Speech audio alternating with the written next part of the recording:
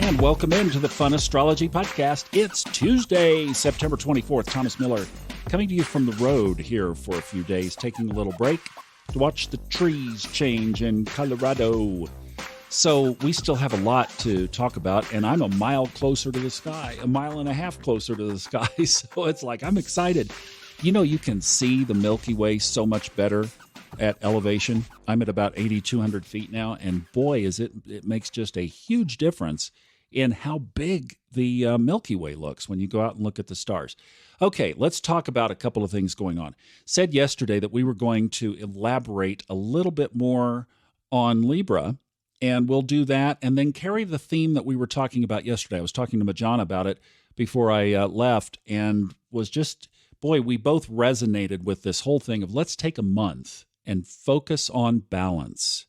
So whatever your tendencies are, let's bring Libra balance to the scales. So if you are typically a little bit fiery, driven by the fire signs, and a little bit snappy sometimes, let's bring balance. If you are more inclined to be passive, let the other person have their way, and, just take the step back to avoid confrontation, then let's bring balance to that. Square your shoulders up, throw your head back, and stand your ground. But do it gently, obviously. The idea of this is to live both sides of the chart.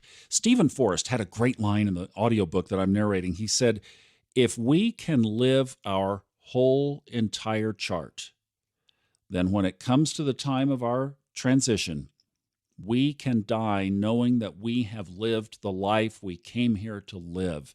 And there is no greater honor in the world than that. Wow, how beautifully said that is. If we can explore and live and develop all of the energies reflected in our chart. So if you have the moon in Cancer and you can deal with deep emotions, but you can also put on the stoic Capricorn face, and you don't go to emotions when you don't need to. You stand on solid ground. It's just living the full spectrum of all of these archetypal energies that astrology represents. It's such a beautiful picture. My goodness, how could anything just show us a depiction of our life in such a beautiful way? And when you understand all the components of it, like we're talking about every day here, and you just take a little bit here and a little bit there, and that's what I try to do, is just give you a few things to think on, not too much, right? Don't overwhelm, just work on something. So one thing to work on, bring balance to your life. Live the whole chart. Experience different energies. Go in the different direction of a natural inclination. Or maybe a reaction is coming up and you find yourself always responding that way to that person. Do the opposite. Go the other way. All right, Libra characteristics. Let's kick that one more day down because I want to talk about this square between Jupiter and Neptune. There have been so many things going on that I really haven't been able to extract that. It's not an aspect that comes up very often. So when it does, it's worth spending some time. And we're going to be with it until October 20th. So we need to get used to this energy being around for the next month as well. So while we have the balance in Libra and all of the activity going on with the personal planets, the Sun, Mars, Venus, and Mercury, but we also have this pretty strong aspect between Jupiter and Neptune. I found a blog that I wanted to read from, just a couple of bullet points. This is from the astrostyle.com blog. I typically don't reference that, but boy, they nailed it on this one. Here are some characteristics of Jupiter square Neptune. Now remember, Jupiter is our planet of expansion and basically good luck. Neptune is our intuition. It's our dreaminess. It's our world that is ethereal. All right, listen to this. How can we separate fact from fiction and fantasy? In other words, Jupiter is taking that fiction fantasy piece and magnifying it.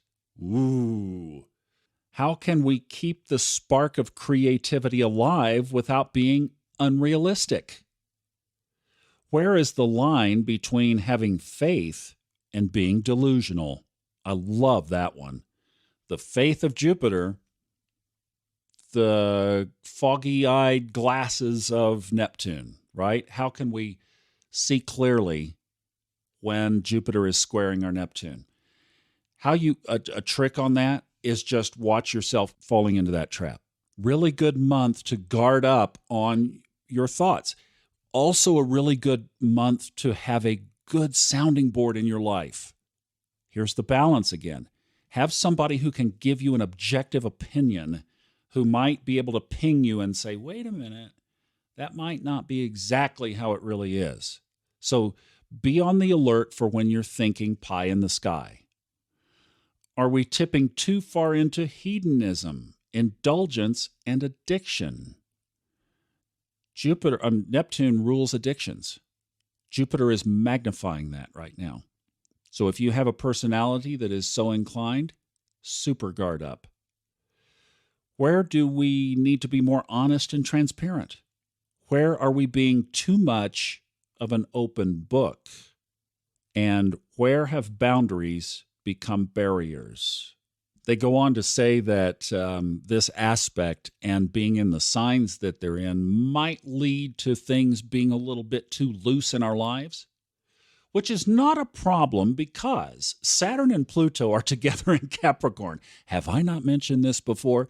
And they are going to make absolutely sure that you are laying a good foundation.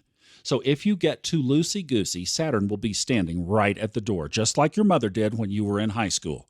And it will bring you back to the plumb line. Where have you been? Do you want to do this the easy way?